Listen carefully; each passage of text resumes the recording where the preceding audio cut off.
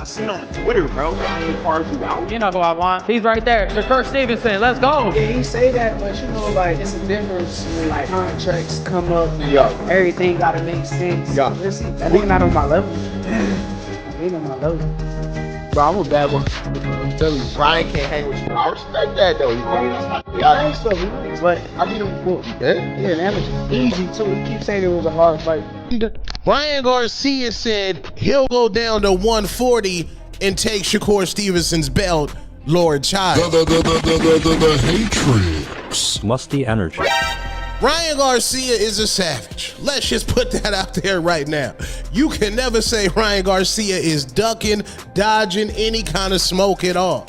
I said I didn't want to see a catch weight for him and Shakur at 147, and the man said, all right, I'll go down to 140 and take that. Listen, if you want to stay on top of the world, stay away from Shakur. Well, you know what? That's what they said about Haney. Sorry. You know, they said the same thing, brother. So I don't want to hear that. Just because you do mitts with him, just because you do mitts with him, hey, like Bruce Lee said, mitts don't hit back, boards don't hit back, brother. So don't come up with that, please. Ryan and Shakur are talking about fighting each other, so That's style matchup for Ryan. Why is that? Because Ryan Garcia is flat-footed. Shakur Stevenson is a cheetah in and out, man. I mean, he's been so successful from the Olympics to moving up in weight divisions. Power's not going to be enough for him. And if you're not going to be a volume puncher, like Ryan Garcia clearly is not a... As everyone focuses on calling Shakur Stevenson untouchable, those truly in the know within boxing are beginning to quietly acknowledge a different reality where Ryan Garcia might represent the exact stylistic nightmare Shakur has been evading for years, and this goes beyond simple hype because it concerns a physical truth that no amount of defensive skill can conceal, as Ryan is not just coming to box but to unleash explosive power with hand speed that defies logic and a physique that has now outgrown the lighter weight classes, leading the world to finally understand why the era of Shakur's boxing lessons could be heading for a brutal conclusion, where the question is no longer whether Ryan can connect, but rather what will become of Shakur's legacy the moment he does. Which was a great point. And Ryan said, when I'm focused, I can do anything. That was inspirational from Ryan Garcia. That was dope to say. And yeah, he made 146.5 or something like that. He definitely was clearly under welterweight.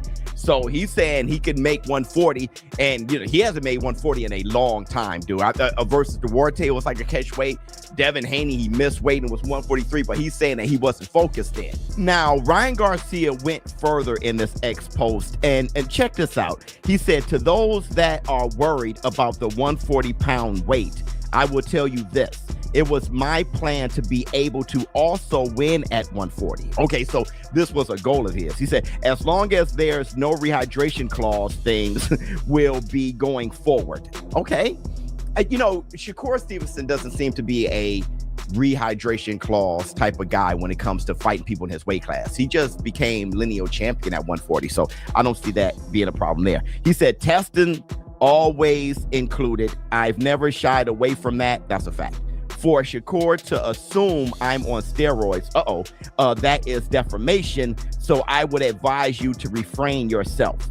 I know you are deep down scared, and you should. The mistake people make is buying into the one-trick pony story that Shakur himself keeps promoting because he loves to claim that Ryan only has a left hook, but if that were actually true, then nobody should have been able to stop it, and yet it lands consistently because it is not merely a hook, but rather a heat-seeking missile with a hair trigger, where in the boxing world speed kills, and yet Ryan's speed belongs to an entirely different category, as professionals who have trained with both.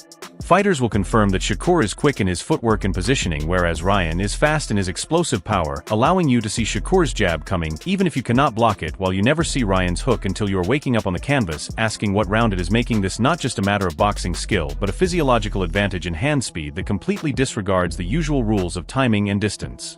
My man Henry, he wants that Shakur smoke. He wants it. Everybody. And you know who wants it more? His son. Everybody wants it. Everybody wants No. Listen. No. I gotta stop you there. Don't say everybody wants it. Everybody wants my boy. Okay? Ooh. everybody wants my boy. Okay, don't say we want Shakur. Shakur, if we're gonna fight Shakur, I want Shakur to be like Crawford, and I want him to come to our weight class, 147. No, this none of this catch weight stuff, because that ain't gonna mean nothing to us. Ooh. Okay, you want to be brave and you want to be tough. Hey, come to our division, 147. We'll meet you there. Okay, other than that, I can't respect that. I'm sorry, I can't. I'm gonna show him. We'll make sure that's it. I love the energy that Henry Garcia. Size and weight represent the silent but decisive factors in this potential super fight because while Shakur feels completely at home competing at 135 pounds, Ryan has already physically moved past the need for the lower weight classes, and this is precisely where the situation becomes perilous for a fighter who relies on defense as seen in his recent dominant performance against Mario Barrios, where Ryan appeared huge, comfortable, and most importantly powerful while fighting at a higher weight class, meaning that if this contest takes place at a catch weight of 144 pounds or at the full welterweight limit of 147, then the sheer physical difference becomes an obstacle that Shakur may simply be unable to overcome, given that punches thrown by a natural lightweight do not carry the same force or command the same respect when they land on an opponent who has spent his entire training camp bulking up to 150 pounds or more. And we have already witnessed Ryan absorb punches from proven power punchers because his bone structure and physique are simply engineered differently, so if Shakur lacks the ability to hurt Ryan, then he loses the ability to keep him at bay, and a version of Ryan Garcia, who no longer fears whatever is coming back at him, is without question the most dangerous incarnation of King Ree that the sport has ever witnessed. What do we expect from a fighter? We're very fast. You're going to see people that are quick back and forth. And Shakur knows that he can't get lazy with me at all. That's why, like, he was looking at me right now and goes, ooh, you're not even big. I'm like, bro, you were scared if I was big? That's crazy. Like, that's what you were scared of? All right. So I got a little glimpse on what he was kind of worried about. But size don't win fights at all. You seen that today. Mario was bigger than me. But I was quicker. And, but I want that fight. I feel like I've always up to the challenge of any. The bad blood between these two is not just marketing hype, but rather a deep personal resentment that traces back to their amateur days, and the story Ryan tells is enough to make any boxing fan question the integrity of the entire system, as Ryan openly claims that he actually beat Shakur when they were kids only to have the decision stolen from him because of USA boxing politics, and he has even gone as far as to hint that Shakur's own family members influenced the judges to ensure the golden boy of the amateurs stayed undefeated, while Shakur of course calls this a total lie. But you can see the fire in Ryan's eyes whenever it is brought up, because he does not just want to win a belt, he wants to settle a decade-old debt and prove that the protected fighter was always a fraud, and this kind of emotional motivation can turn a standard boxing match into a war, with history showing that technical masters often crumble when a fight turns into a grudge match. Shakur is somebody that I fought in the amateurs, and we went at it, and I felt like I beat him. But, the politics in the USA boxing at the time were a little different. And I still got a chip on my shoulder. I've been wanting that rematch for a minute. Hopefully we get it. And, when my hand heals, I'll be looking for that. If you are searching for a blueprint showing how Ryan could defeat Shakur, then you need only examine Shakur's performance against Edwin de Los Santos, because on that night, the supposedly invincible Shakur Stevenson appeared completely human, and honestly, he looked genuinely scared, since de Los Santos did not possess half the pedigree of an Olympic medalist, yet he had power, and he was not afraid to let his hands go, which caused Shakur to spend 12 rounds running, refusing to engage, and looking unusually gun-shy, while the entire boxing world took notice. And if a relatively unknown puncher can make Shakur that uncomfortable simply by existing in the ring with power, then imagine what happens when he is facing a guy who carries a 90% knockout ratio along with the fastest hands in the sport, as Ryan does not need to outbox Shakur for 12 full rounds, but instead just needs to create that same atmosphere of fear that de Los Santos produced, and then wait for that one opening, which always arrives when a fighter is looking for the exit. Shakur Stevenson's gonna fight blank. Who do you like, guys? Shakur. This is like Pernell Whitaker, Roy Jones, Floyd Mayweather, and certain guys when they were at their best, because you couldn't hit them, you couldn't beat them. What about the build-up though? You talked about the money fight with Ryan, because who Ryan Garcia is. But the way Ryan Garcia looked right there, he looked special. He looked quick. He looked explosive. Yes. And he took the thing serious. His body type. And I think we all feel like Shakur gonna win, because Shakur is a different story. Yeah. But it's the point of damn, you see how Ryan look like?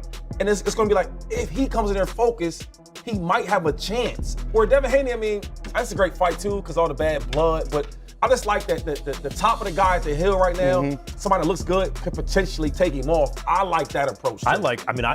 We had Murataya on this fight on this show, and we asked Shakur about it. I would love to see Shakur fight Murataya, and I'd love to see Haney fight Garcia. Yes. Right? If the Murataya fight's not going to happen, I am most interested in the career of Shakur Stevenson right now, because he's the best fighter in the world, maybe, right? Pound for pound. He's in that. I think so. And because of that, the question is, whose story is this? Who's the protagonist? Right now, Shakur Stevenson is kind of boxing, if you're paying close attention in and around that weight class. The heavyweights are about Alexander Usyk. The little guys are about the monster in a way. This weight neighborhood. It's also the psychological warfare element to consider, and Ryan Garcia might actually be playing a much deeper game than anyone gives him credit for, because while the media focuses on his erratic behavior and social media antics, some analysts believe it is all a calculated smokescreen, since by acting crazy Ryan is luring technical disciplined fighters like Shakur into a false sense of security, and he wants Shakur to believe he is fighting an undisciplined kid who is not taking training seriously. But when the bell rings, the version of Ryan that showed up against Barrios calm, collected and clinical is the one who steps through the ropes, and Shakur is used to fighting guys who respect his IQ, yet Ryan's chaos persona makes him impossible to predict, because you cannot prepare a game plan for a guy who does not seem to have one, only to find out he has been sharpening his blade in silence the entire time. Shakur Stevenson now. With Shakur Stevenson hot too. You gotta understand what Shakur Stevenson hot. Shakur Stevenson is, you know what I'm saying, Shakur Stevenson is hot. So why not? You know, Shakur was teetering on going to fight Ben at 47. He was teetering on fighting on Devin at 47. You know, so Ryan Garcia is the world champion. Why not? That's you at the top now. Calling everybody. I mean, calling out what's the fella's name? Crocker. That ain't gonna do nothing for you. You know what I'm saying? That ain't gonna do nothing for you. Shakur gonna get a better ring than that. Devin gonna get a better ring than that. You know what I'm saying? So, what we gonna do though? Is Shakur gonna have a rematch clause on him? I mean, have the hydration clause on Ryan? You understand? Is he gonna do that? Is he gonna, if they gonna fight? I think they're agreed to 144. 144. Okay, so, listen, Ryan did come up from a smaller weight. If he agreed to 144, then it's all set then. Let's go. Let's see it. It's going to be a big fight. It's going to be a big fight. Anything them guys is involved in, it's a big fight. Now, the style matchup, I don't know how that style matchup going to go, but it's going to be a big fight. So let's go. This Shakur be a 5-weight world champion. This Shakur be a 5-weight world champion. The matchup presents a nightmare scenario for the shoulder roll style that Shakur often employs, because that defensive approach relies entirely on timing and predicting the trajectory of straight punches, yet Ryan's left hook does not move in a straight line, as it is whipped around the guard at an angle that completely defies standard defensive positioning, and we saw Shakur's face during Ryan's last few fights, where he did not look like a guy who was unimpressed, but rather looked like a guy who was scouting a threat he did not quite know how to neutralize. So he can claim Ryan is a one-trick pony all he wants, but in his head he knows that if that one trick lands flush, then his undefeated legacy evaporates in an instant. An all-time war slugfest. War? Yep, a slugfest all-time war. It's due to their mentality. Okay. Neither one of them are going to back down to the other one. Okay. And I think there's going to be knockdowns, and I think there's going to be blood. Wait, all the knockdowns coming from Ryan, right? Not from Shakur. Shakur knows he's not just going to pop shot and try to be slick. Ryan Garcia is going to attack him, and he's going to send him some serious body shots right back at Ryan Garcia. So you think Shakur Stevenson going to win the fight? I don't know who's going to win that fight. All I know is going to be a damn war, and there's going to be knockdowns. And we're going to get a sequel. A sequel? Yes. A rematch. Okay. All right. So Showbiz the Puppet. Final words. And I'm lit about that fight. And I'm lit about Ryan wanting to be great to take the belt at 140. And it all makes sense. I'm out.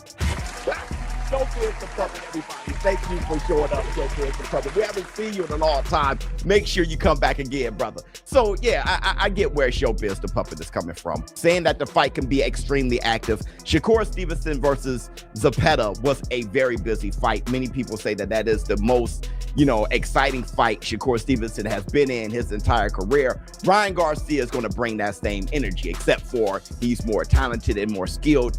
than Zepeda is, and he brings the type of physical attributes that's a problem for anybody at 140.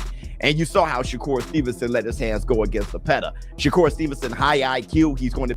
Listen, in that split second the energy shifted completely during their recent backstage altercation, because for the first time we saw Shakur Stevenson looking genuinely rattled, since usually he is the one controlling the room with his confidence. But when he came face to face with Ryan, the intensity was entirely different, as Ryan was not just talking but was asserting a physical dominance that seemed to catch Shakur off guard, and the boxing world is now starting to realize that the safe bet on Shakur might actually be the riskiest move of the year, because when a fighter with nothing to lose and world-class power meets a fighter who is terrified of losing his perfect image, then the upset is not just possible, but rather it becomes almost inevitable at the end of the day. Bigger than this, bro. You know I'm not big. Wait, why do you think I was big? God, oh man. Wait, good luck. Thank you, bro. Hey, Big Ryan winning that. You said what? Ryan's winning that. You don't want to bet on it. He's. Bet on it. Ryan's winning that. Alright everyone, stay tuned for the latest in boxing news, highlights, events and stories. Subscribe to Glove Lord and turn on notifications so you never miss an update. Be sure to watch our other videos too. Until next time, take care and stay safe.